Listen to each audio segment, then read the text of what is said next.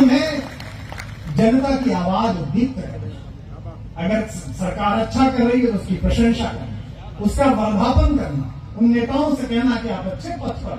आज मैं आया, मुझे शहर इतना साफ मिला, या तो हो सकता है इसी जुगाड़ में मिला हो कि बोलेगा, इतना स्वच्छ, लाइटें जली हुई सड़कों पर, मुझे इतनी प्रसन्नता हुई कि मैंने आपकी तारीफ करने का मन हुआ।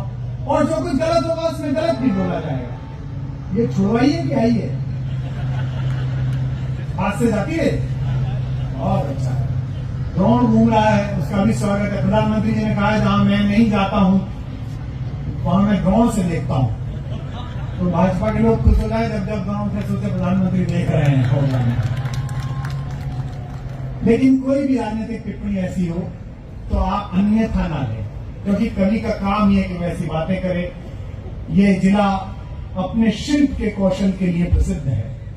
भारत का 5वां बड़ा जिला था कल तक, अब थोड़ा सा आकार घटा है। लेकिन मैं आपको यही कहना चाहता हूं कि बालोतरा नया जिला बना है, कल तक वो आपका भाई था। आप एक चूल्हे पर खाना बना रहे थे, लेकिन घर में हाथ ज्यादा हो गए, मुंह ज्यादा हो गए हैं। हो सकता है चूल्हा दूसरा हो गया हो, लेकिन कभी भी ये मत मानना कि हम बढ़ गए हैं।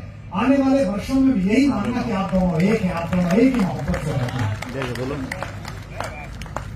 मैं मां सरस्वती की वंदना का आह्वान करता हूं। ऐसे समय में जब देश में विमर्श बदलने की कोशिश की जा रही है, जब देश में ये उन्माद फैलाने की कोशिश की जा रही है कि मूल विषयों को हिंदू होने और मुसलमान होने में बांट दिया जाए, तब ये एक कवि सम्मेलन ही है जो पुल बनाने का काम करता है।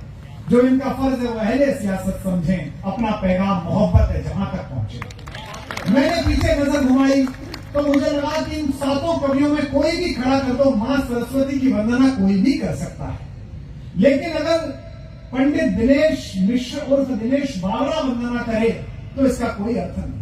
स्वयं श्रीवास्तव वंदना करे तो इसका कोई अर्थ नहीं। अपने नगर के पंडितों का बेटा, नगर पंडितों का बेटा बुद्ध प्रकाश दादी, दधिमती माता का पुजारी, अगर वो वंदना करे तो भी कोई अर्थ नहीं। लेकिन अगर इस्लाम पर ईमान लाने वाली इस मंच की एकमात्र शायरा मुमताज नसीम सरस्वती की वंदना करे तो इसका अर्थ बनता है, तो बाड़मेर प्रसिद्ध होता है, बाड़मेर की धरा धन्य होती है। क्योंकि जहां हम खड़े हैं यहां से परली पार आवाज जाती है, और उस परली पार के पड़ोसी को भी ये बताना है कि तुमने हो सकता है 75 साल पहले मजहब के आधार पर खुद को अलग कर लिया होगा, लेकिन 75 वर्ष हो गए जो गांधी कहकर गए कि मेरी एक आंख हिंदू है और एक आंख मुसलमान है, और मैं दोनों आंखों से भारत को देखना चाहता हूं। अगर आप भी देखना चाहते हैं तो मां सरस्वती की वंदना के लिए पहली पंक्ति से लेकर आखिरी तक, पीछे तक जहां मेरे नौजवान दोस्त खड़े हैं, एक बार गगन भेदी तालियां दोनों हाथ उठाकर बजाएं और सरस्वती वंदना के लिए मुमताज नसीम का स्वागत करें। तो सबसे पहले सीना अड़ाने वाले सीमांत बाड़मेर को प्रणाम करता हूं। सबसे पहले अपना सीना, बहुत वर्षों बाद मैंने एक साथ इतने हजारों लोग, यही समस्या है हर जगह कि जो सबसे बेहतर लोग हैं वो सबसे पीछे हैं।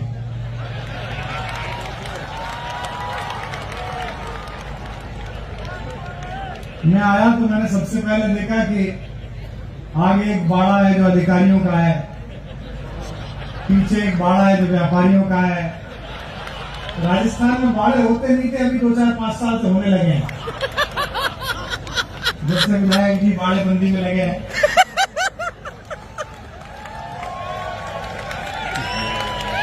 लेकिन इतनी भारी संख्या में आप लोग हैं, मैं पहली बार बाढ़ में आया हूं। पीछे कुछ बच्चे कह रहे हैं कि आवाज नहीं जा रही है। कहां आवाज नहीं आ रही है? हाथ उठा के बताओ। अच्छा, आवाज नहीं आ रही तो हाथ कैसे उठाया? यह है राजस्थानी का कौशल। धीमे धीमे व्यवस्था ठीक होगी। मैं चाहता हूं कि आप थोड़ा जुड़े। प्रतिमा मुझे दिख रही है महाराणा की, क्या बात है। मैं पृथ्वी पर स्वाभिमान के सबसे बड़े सूर्य की प्रतिमा के सामने खड़ा हूं। मैं तो स्वराज के सूरज को दोनों हाथ जोड़कर प्रणाम करता हूं। आप भी दोनों हाथ उठाकर एक बार तालियां बजाकर महाराणा को प्रणाम करें। इस अवसर में इनका सौभाग्य है कि हम न केवल मनुष्यों बल्कि पशुओं में स्वतंत्र चेतना जगा देने वाले चेतक को कविता सुना रहे हैं, महाराणा को कविता सुनाने का प्रयास कर रहे हैं। राजस्थान आप सब जानते हैं कि मेरी नसों में दौड़ता है। राजस्थान आप सब जानते हैं कि मेरी आत्मा के निकट है। उसके अनेक कारण हैं। किसी भी मनुष्य के जीवन में दो बातें महत्वपूर्ण होती है, पहली रोटी और दूसरी बेटी। मैंने अपनी पहली नौकरी राजस्थान में शुरू की 1993 में। राजस्थान पब्लिक सर्विस कमीशन से सिलेक्ट होने के बाद मैं गवर्नमेंट कॉलेज में असिस्टेंट प्रोफेसर बना। और जब घर चलाने की जिम्मेदारी आई, परिवार बसाने की जिम्मेदारी आई, तो इसी मारवाड़ की एक बेटी ने आगे बढ़कर मेरा हाथ थामा और मुझे जीवन पथ पर ले गई। इसके लिए मैं आभार व्यक्त करता हूं। मैं आपके विधायक जी का भी बहुत आभारी हूं। आदरणीय हेमाराम जी भी यहाँ उपस्थित है, उनका आभारी हूं।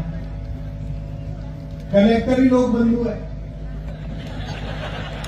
पहले तो मुझे लगा कि हो सकता है बाड़मेर वालों ने कलेक्टर का उपनाम रख लिया हो, जैसे प्रधानमंत्री जी ने रख रखा प्रधान सेवा, ऐसे होगा लोक बंधु। बाद में पता चला कि लोक बंधु नाम है, आदमी कलेक्टर है। तो मैं लोक बंधु का भी बहुत आभारी हूं कि उन्होंने हम सबको यहाँ आमंत्रित किया। इन कवियों से आपका परिचय हुआ है, लेकिन सूक्ष्म परिचय हुआ है। तहजीब के शहर लखनऊ से स्वयं श्रीवास्तव एक ऐसा गीतकार जिसे गूंजना चाहिए इन थार के इस मेले में, इस महोत्सव में, जो प्रेम का कवि है, मोहब्बत का कवि है। मैं जब कभी उसके गीत सुनता हूं तो मुझे आज से 30 साल पहले के अपनी जवानी के दिन याद आते हैं, जब मैं मोहब्बत में मुब्तला होकर ऐसे गीत गाता था। स्वयं राजस्थान में इतनी दूर पहली बार आया। हम तो फिर भी जैसलमेर तक, जोधपुर तक आए हैं, बाड़मेर नहीं आ पाए, बालोतरा कई बार आए हैं। कल तक तो आप ही के साथ था। आज एक जिला बन गया। मैं 19 नए जिले बने, उन सब जिलों को बधाई देता हूं। ये हमारा बुद्धि कह रहा था कि भाई साहब मैं केकड़ी तहसील से चला था कल, अब जिले में लौटूंगा। मैंने बेटा मुख्यमंत्री उदार आदमी है, भले आदमी है, तूने मोहल्ले को नहीं माना, वरना मोहल्ले को बना देते हैं। तो मेरा मोहल्ला बना दो, तुझे बना देते। लेकिन अच्छा 19 जिले बने हैं, उन सब जिलों को और स्वराज की व्यवस्था भी है। मैं अभी लिस्ट देख रहा था, कई जिलों से जो जिले बने हैं 140 और 170 किलोमीटर मुख्यालय, जो कि अच्छी बात नहीं है। किसी भी व्यक्ति को स्वराज नहीं मिले, उसका केंद्र वही हो, इस बात को राजस्थान के शासन ने समझा है। मैं राजस्थान की सरकार को और मुख्यमंत्री जी को इस बात का आभार व्यक्त करता हूं, बधाई देता हूं कि उन्होंने, ये बहुत पुराना दर्द था बहुत सारे जिलों का। एक तो जगह मैंने भी नौकरी की, वो जिला बन गई शाहपुरा भीलवाड़ा के पास। कल मैं बहुत खुश हुआ इस बात की जब मैंने सूचना सुनी कि वो छोटी सी तहसील थी लेकिन बड़ी हो गई थी, तो वो भी जिला बनी। ये लखनऊ से आया है, तहजीब के शहर से। जिन लोगों को भी मोहब्बत पसंद हो और जो मोहब्बत करते हो, वो एक बार इस पहली बार आए कवि के लिए जोरदार तालियां बजा दें। माइक वाला किधर बेटा? बेटा मॉनिटर ठीक कर दो, पिछली बार के प्रोग्राम का पेमेंट मिला था। हाँ, तो इस बार का भी मिलेगा। मॉनिटर ठीक करो, मेरी आवाज मुझे ही नहीं आ रही। हाँ ठीक है, थोड़ा सा बड़ी। ये दिनेश बावरा है, ये लखनऊ से, गोरखपुर से आए हैं, लेकिन ये मुंबई में रहते हैं। गोरखपुर आप जानते हैं जहां से हमारे मुख्यमंत्री हैं, बुलडोजर वाले। तो आदमी समझो मिनी बुलडोजर है, लेकिन इसने गले में बसपा का पट्टा पहना था। एक बार जोरदार तालियों से आप इसका स्वागत करिएगा। अलीगढ़ से मुमताज हसीन साहिबा तशरीफ लाई है, जो मुशायरे की और कवि सम्मेलनों की बहुत लोकप्रिय कवित्री है। अभी माइक वाला प्रयोग कर रहा है, कोई दिक्कत नहीं बेटा, तू समय ले आराम से, कल तक भी कर देगा तो भी चलेगा। किसी किसी आदमी की पूरी रात व्यवस्था बनाने में ही बीत जाती है, तो आराम से व्यवस्था बना, कोई जल्दी नहीं। मुमताज नसीब साहिबा अलीगढ़ से आएंगी, जो महिलाएं आज देखा हूं भारी मात्रा में महिलाएं आ रही है। आधी दुनिया की नुमाइंदगी वो इस मंच पर कर रही है। एक बार तालियां बजाकर उनका स्वागत कीजिएगा। एक शहर है आगरा। हर कवि को जिंदगी में एक आध बार वहां जाना पड़ता है। हम लोग ठीक होकर चले आए। रमेश मुस्कान वहीं रहते हैं। समझ लीजिए कितने बड़े कवि हैं, कितने समझदार हैं कि पड़ोस भी देख के छाटा है इन्होंने। इनको पता है कि कहां बैठना चाहिए। मैं आए एक बार जोरदार तालियों के साथ आप उनका स्वागत करिएगा।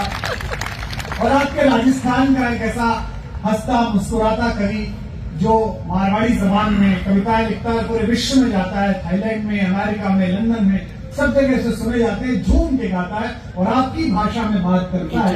इस भाषा का कौशल है, आपका यश है, आपकी क्षमता है। मैं 44 देशों में गया हूँ, किसी भी देश में उतरिए, आप न्यूयॉर्क उतरिए, आप टोक्यो उतरिए, आप जोहान्सबर्ग उतरिए, जो 5 आदमी आपको लेने आएंगे उनमें 2 जन पूछेंगे थे कटी का हो जी। मैं समझ जाता हूँ कि मैं कहीं का भी हो या वहीं का है। तो आपने जो पूरी दुनिया में चरस बोई है, उसी पूरे राजस्थानी वैभव को अपने झूम के साथ गाने वाले राजस्थानी कवि का एक बार स्वागत करें। उनके प्रकाश राजीव केकड़ी से आपके बीच है। ये हमारी आज की टीम है। मेरा नाम कुमार विश्वास है। आपकी आंखों में थोड़ी लज्जा शेष हो तो एक बार मेरे लिए भी तालियां बजा लीजिए। मैं जो सामने लोग बैठे हैं, सोफे पर बैठे हैं, मैं जानता हूं ये शहर के बड़े वाले होंगे। जज साहब भी मुझे पता लगा, जज साहब भी आए, ऐसा मुझे बताया। बैठे जज साहब, मैं आपको प्रणाम करता हूं सर। मैं जो कहूंगा सच कहूंगा, सच के सिवा कुछ न कहूंगा। आप पधारे, किसी ने मुझसे कहा कि जज साहब आए हैं, ये मैंने उनका प्रेम है कि सम्मान के साथ सुनना है, वरना सम्मान के साथ भी सुन सकते थे। हाँ, कहीं तक कोई केस लगा देते, बोले आ जा बेटा। मैं आज तक भी सुल्तानपुर अमेठी के कोर्ट में करता सुना हूँ। राजस्थान पुलिस का बहुत आभारी हूँ। एसपी साहब बैठे हैं, राजस्थान पुलिस बहुत भली पुलिस है, सभ्य और सुशील पुलिस है, कोई झगड़ा नहीं करती, जो दे दो मतलब बहुत तमीज से। मतलब शुभकामनाएं, गलत समझे, पीछे वाले लोग गलत चलने बजा रहे हैं। लेकिन उत्तर प्रदेश पुलिस से आप अच्छे नहीं। यूपी पुलिस दुनिया की सबसे शालीन पुलिस है। आप देखो कितनी शालीन पुलिस है। रोज नई फॉर्च्यूनर लेकर अतीक अहमद के घर जाती है कि सर बैठे। अपराधी कह देता है मैं ऊंट पे बैठ के चला जाऊंगा, कार में नहीं बैठूंगा। पता नहीं नेशनल हाईवे पे कहां पलट जाए तुम्हारी कार।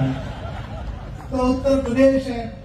एक तो आगे बैठे हैं राजनीति में काम करने वाले लोग, कांग्रेस के नेता बैठे हैं। हालांकि राजस्थान में कांग्रेस के भी 2 वाले हैं, जोधपुर वाले, दौसा वाले, पता नहीं कहां वाले बैठे हैं। देश में अकेली कांग्रेस है ना, पता करना पड़ता है कौन सी वाली क्यों। लेकिन अच्छा है, भाजपा वाले बैठे होंगे, दोनों बैठे, भाजपा वाले भी यहाँ कहीं ना कहीं बैठे होंगे। थोड़ी देर बाद पता चल जाएगा कहाँ बैठे हैं। तो जिस भी पार्टी के लोग बैठे हों, देखिए अब ये कवि, अब आपने ने बुला लिया, यहां से आपका रिस्क प्रारंभ है। ये कुछ भी बोलेंगे और मेरे से तो बिल्कुल उम्मीद मत करना आप देवाराम जी। मेरा पेमेंट हो चुका है, मेरा आ चुका है और आपके भरोसे आप हो। मैं तो कुछ भी बोलूंगा और हमने अपना नहीं छोड़ा, आप तो बनाए हो, तालियां कब बना रहे हो। एक पंक्ति, ये तो ठहाके की बात थी, मस्ती की बात थी, लेकिन चारों के कुल से जो कविता प्रारंभ हुई है, हिंदी की वाणी कल्याणी चारों वंश से प्रारंभ हुई है, पृथ्वीराज रासों से प्रारंभ हुई है, परमार रासों से प्रारंभ हुई है। राजस्थान हमारी कविता की संजीवनी स्वर की पुण्य भूमि है। हिंदी की कविता प्रारंभ ही यहां से हुई है। इसका ये तेवर की राजाओं के सामने, रावों के सामने खड़े होकर अगर वो गलत पथ पर हों तो उनकी आंख में आंख डालकर चारण कवि कहता था, महाराज गलत रास्ते पर चल रहे हो। हम उस परंपरा के चारण हैं, हम इस जनता के चारण हैं जो पीछे खड़े हुए हैं। एक पंक्ति कह रहा हूं, उस पर दोनों हाथ उठाकर मुझे इस सरकारी कार्यक्रम में असरकारी प्रारंभ देना। कविता कभी भी सरकारों का समर्थन नहीं करती।